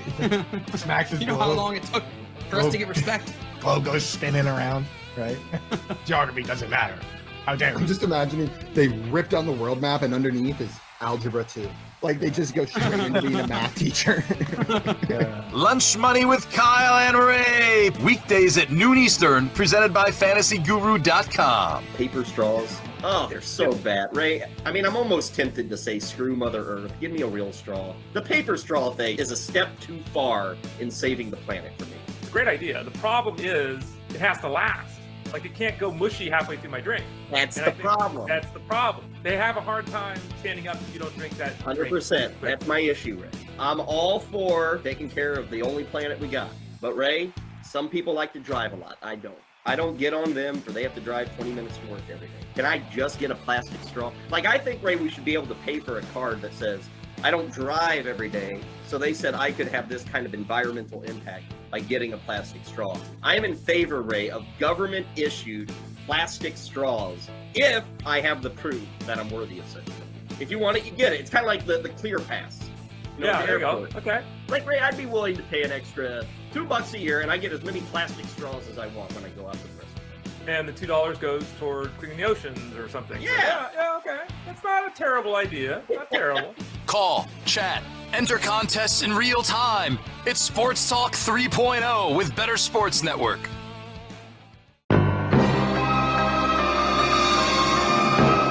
Now joining the show, Dave Sharapan. Like That was ominous. It really is. What It was like, that? Like the Grammy Awards last night. Did you guys watch the Grammys at all? So I You go flipped first. it on at one Yeah. point, didn't like what I was seeing, flipped it off. Watched other stuff with Jody. She fell asleep, flipped it back on just in time for when they did the last 50 years of rap. Yeah, That was awesome. Yeah, That was really well done. that was. I didn't watch it until I opened up my Twitter app and was like, "Oh, this 50 years of hip hop and rap and R&B," and had to see it. So that was good. It's too long. It's such a long show. I always watched it every year. That was another one of those things that, like, my mom and I would always try to watch together. And it's a long show. It's just too long nowadays. It's longer than an NFL football game, and that's Yeah. long enough too. Yeah, I didn't watch much of it. I was at Picks last night. Didn't watch. I want to go back and watch that performance, the 50 years. That was fun. Of rap. I want to watch that. But I do enjoy like seeing the stuff of like the video that came out this morning of Ben Affleck looking completely uncomfortable sitting next to Jennifer Lopez. Like that was entertaining. And then everybody breaking down the way Madonna looks now, and that people like she didn't look anything like Madonna. Like I didn't see anything, but I saw someone talking about it. Like, did she look worse or better? Or are we not doing that here? Oh, we're not doing that here. Okay. All right. Does she look worse or she looks unrecognizable? So she doesn't look like her. Yeah, like I'm going to quickly Google this. I was like, who is who? I was like, who is that? I'm like, I'm the kind of listen. I'm not telling you I'm no male model or anything like that, and it's Madonna. But I was like, and she's like 70 years old, but she doesn't look anything like her. So. The first thing that pops up is fans are confused by Madonna's new face. Yeah. That's literally the first thing that popped up. This is what happens. This is what happens when superstars get older, though, right? Like they She's look 64. a lot different. She's like, yeah, people are gonna look at you. Don't, yeah. Some people like age gracefully, some people don't. I don't know. It just it was like, wow, that's a hard gig. Yeah, I mean, and it's Madonna. She's a legend. Yeah, it's hard being a legend and aging. Yes. Yeah. Can you imagine Googling? Fans are concerned about your new face. Yeah. And that's your name. What a morning. I don't think I would like that. No. No. I don't think. Can I ask you guys a question? Do you think Madonna's Googling herself this morning? Somebody is. She's got people. Somebody is. She has people. She may not be doing it herself, but they're going, you're not going to believe this. But when you Google your name, the first thing that comes up is that your fans are concerned about your new face. Confused. And as she about your reaches new over face. to pick up another million from the pile, Yeah. she's like, whatever. You know, who cares? All right. The next thing. So, all right. I didn't see this either. What happened with Ben Affleck and Jennifer Lopez? No, there was who was hosting the show? The guy from Trevor Noah. Trevor Noah, the guy from Comedy Central. So there was one point where I guess there were different stages within the audience. And so he was doing a soliloquy about something, and right next to him, sitting there, were Jennifer Lopez and Ben Affleck. And who are back together. They're back together. They're married, right? So she says something to him, like right as the camera starts to zoom in, and then he puts on this like fake smile and just looks like he wants to be anywhere else. And people are speculating about exactly what she said to him, and just he looked completely miserable. Looked very, you know, those times like when you're like at the antique show with the wife, or you're somewhere where you don't want to be. Someone asks you, hey, you having fun? It's like when my wife would be like, when there would be a play, like when we were first, like before we got married, and my wife likes to go apple picking.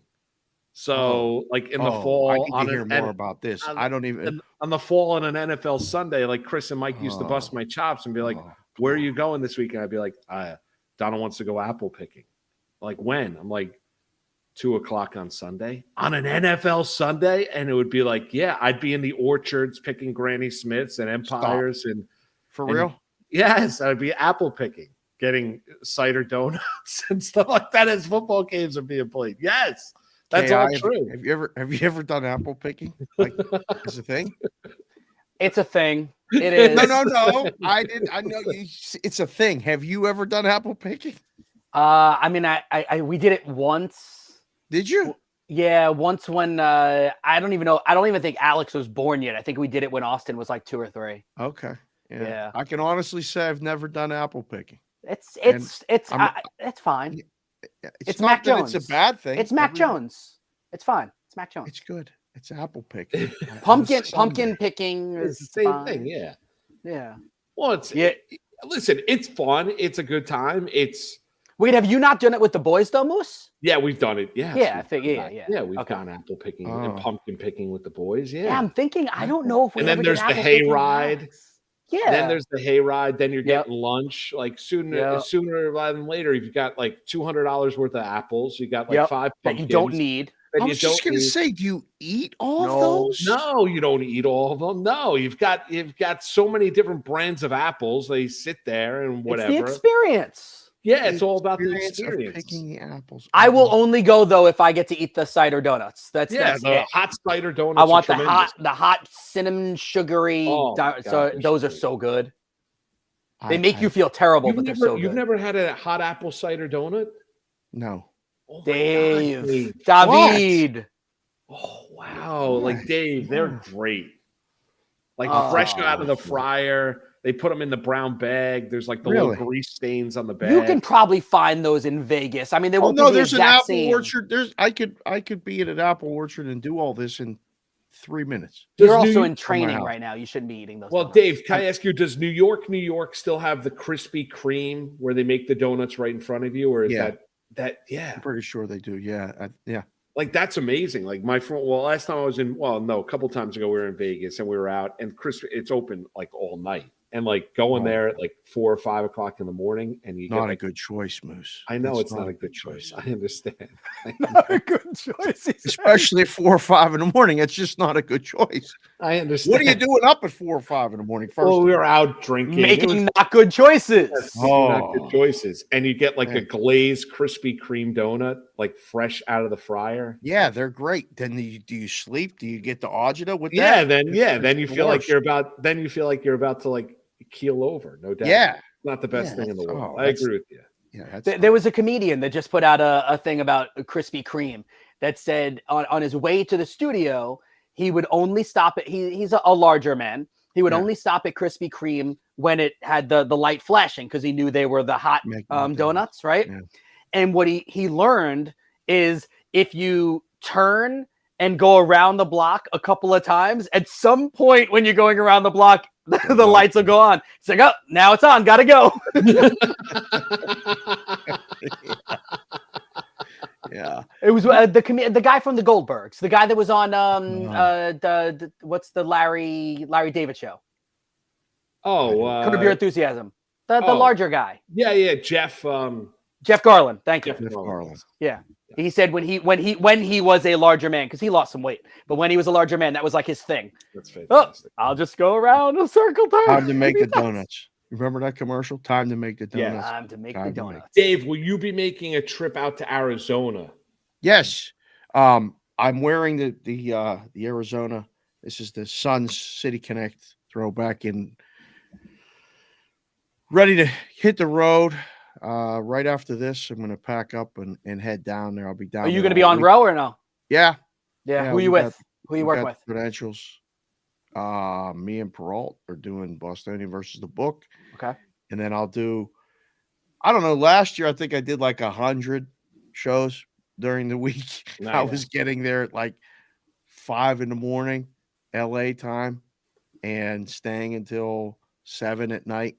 So it was about 12, 14 hours a day, just hanging out, talking to people from all over the country about sports and gambling and Super Bowl and props and everything else. So plan is to do the same thing. Getting a text from Jessica right now. What time are you leaving? Make sure you text us and everything else. So we'll let her know. And then, we'll be down there. Hopefully on Friday, the hookup will be fine. And we can talk about the weekend and everything else. All right, so as we sit here on Monday, February 6th, and we know it's 6 days away from the Super Bowl. So do you have like a list right now of props that you either like or like monitoring? Like, is that how you do it going into this week? So I made my rounds yesterday to a couple different books and picked up I got to give the Westgate credit. I mean, they do an unbelievable job with the packet. And I still like the paper. I'm old. I like to get the paper and just carry it around with me and keep my notes. And it's just hard to find all this stuff on the app now. It's just literally, it's tough to find. If you don't have game numbers and, specific places to find it, you got to search. But I went around and got some props, and in doing so, saw some guys. And I have a guy for everything. And I have a couple guys that, played their props, and guys take stabs at some big things, like big prices stuff. 5 passes, like that. It was a Jalen Hurts prop. I have to look at it. I didn't have it in front of me, but it was like 400 to 1. And I'm like, that's not going to happen. And he's like, yeah, but the odds can't be 400 to 1 on that. I said, okay. Yeah, you're talking about the 5 touchdown passes. Did you see that? I saw someone tweet out that someone on one of the sports books in Vegas bet the exact first 3 scores of the game. And one was, I think the first score was a Pacheco touchdown run, then a Kelsey touchdown reception, then a Jalen Hurts touchdown rush. Oh my Lord! What were the odds for that? It was like they put down like 5,000 to win like 180 grand or something, whatever. Oh yeah, it's like insane. It's like insane. I'm like, why would you? Like the odds of hitting that though are so small, but it makes for the whole year and then some if it does. So right. That's what they do. I mean, those guys will spread. The first year that we were out at the M, we advertised for 4 days that we were going to open up the props at exactly 2:00 local on Friday, the week before the Super Bowl. So it would have been this past Friday. So we told everybody, and word got out on the street, and all the, rhombuses, parallelograms, they came and they lined up, and we just made it like they did at the Westgate now. You get 2 plays, 2 dimes a piece, get to the back of the line. Keep betting. We did $570,000. Wow. In 4-5 hours, nonstop writing props bets. Just so there, the action's there. I mean, towards the end for me, I mean, the risk room was 2 years ago. We were doing as much in props and side stuff than we were on the game. Like it was getting close to 50-50 on props. So it's a big part of the business. I mean, another guy, I call him, what's the track in where they run the Preakness? Pimlico Frank, I call this guy. Yes. So Pimlico Frank bet over McKinnon receptions, over 2.5 and under 3.5. He's going for the middle. Like, that's what these guys do. So, like, there's not one, a lot of times you hear about one bet, but you don't know the other bet. For the books, this is such a big week. I mean, this sets up the whole first quarter of the year. Right. Based on what happens on Sunday. Dave, if you drill down on a side you like in the game. I got the exacta. I already have it. I have it both ways. So I have Philly, KC, Philly. When did you get that? The week before, the last week of the regular season when they put them up. So it's like, so you still got pretty good odds. Yeah. 15-1 on the one, and I think 14-1 on the other side. It's close, but like for me, the Bengals was the best result. If the Bengals were playing anybody, it would have been. How many? Can I? No, I know. And you had this with baseball also. I remember. Yes. How many different exact outcomes did you put in? I did Bengals and Chiefs with the top 3 teams in the NFC, and then I did the Eagles, the Niners, and the Cowboys with the 3 top teams in the AFC. So you had a lot. Okay. Now, Dave, do you eliminate? I said I'm not buying any Buccaneers tickets. They're not winning. I'm not buying the Giants tickets. I'm not buying those teams. So yeah, multiple outcomes, different denominations. So it's not the same denomination with each bet. No. Okay. No. Because if you get 85-1 odds, that's a lot different than 40-1 and right. 30-1. Yeah, it becomes like a math problem. It's can fun, we go? But my wife has no idea. She's like, "What are you doing?" I said, "I can't explain it." So go further with that then too, because you talk about being old school, that you love to have the sheet in front of you and all that kind of stuff. Yeah. Are you literally just using like a calculator, like yourself, and doing all the math for that, or are you using one of the apps that have like the odds calculators and stuff? No, I mean it's almost like just being the book for me. Okay. Like I just figure out the prices and the scenarios that I want, and then lock in those prices, and then the next week, when scenarios become more apparent, try to lock in those prices. And so you have like your cost averaging the whole time. It's almost like in-game betting for me. Like a lot of times you take a stab at a price. If your situation improves and you don't have to bet anymore, you don't. If it doesn't, you want to bet more, you can. So that's what I do with the exacta. The props, over 2.5 receptions or over 2.5 players to throw a pass in the game. That was a guy gave me that one. And then he gave me one other one. I was like, oh, that sounds really good. I'll have to think of it. I'll tell you on Friday once we get through the rest one of more for me. I'm sorry, Musa, just want to happen really fast. So with the exact outcomes though, because it takes me back to when you did it for baseball. Yes. And now you did it for football. So for, let's say, like NBA, NHL, when do you put those in? Are we waiting till final week of the regular season? Or are you starting to think about it now? What are you doing? I check every day to see when they're up. I'm not gonna lie. I check every day. When will they put them up? Well, this is something new in the last couple of years. Last year I started doing it with the Stanley Cup way before the playoffs. Yeah, you were texting me on that about I that was. I had the whole calculator, And when a favorite wins, it's almost like sometimes it can be a loss if the wrong situation occurs, if you spend enough or get too many scenarios.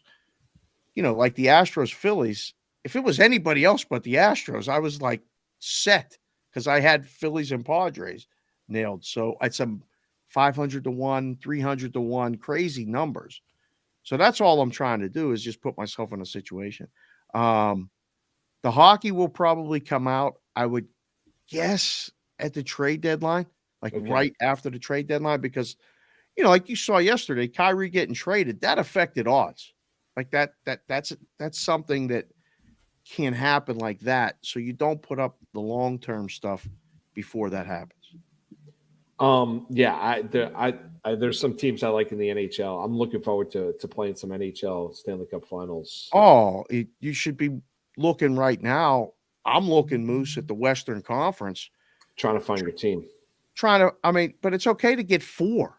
Yeah. Like I'm trying to find, just to lock in prices now that are only going down. And then if the other teams go up, look, if you'd have locked in a price on the Pelicans before and see how bad they go in the NBA, that's one thing.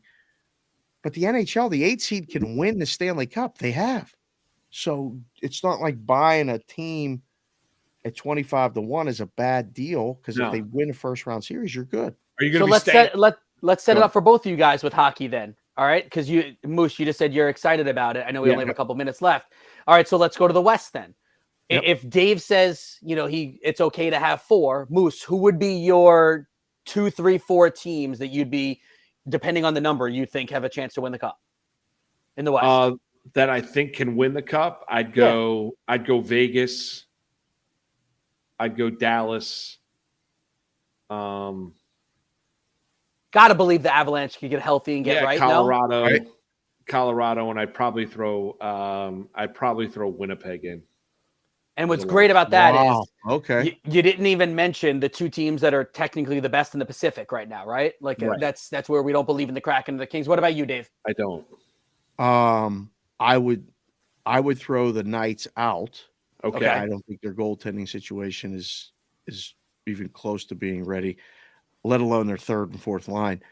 Dallas, Edmonton, Winnipeg maybe has a shot. And I wouldn't even rule out the Kings at this point. Okay. I'm going to center around. I know Boston's gotten a lot of the accolades. I love Carolina in the East.